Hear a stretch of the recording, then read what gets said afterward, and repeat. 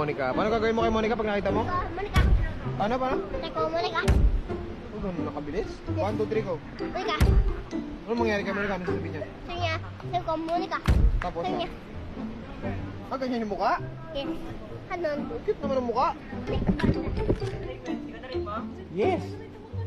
Uy! Ano yun? Ano yun? Ano yun? Sino yun? Hala! Dong! Dong! Ano yun? May narinig ako. Mag-emingay. Hala!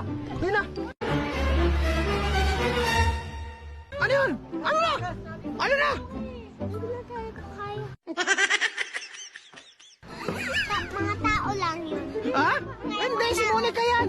Ba't umakyat ka sa akin? Ba't umakyat ka sa akin? Hindi na mo. Hala! Yan si Monica. Pasaya mo paano yung gagawin mo kanina? Paano? Monica. Oh, sige, go. Fight na dun. Hindi na ko kaya. Ay, wag na?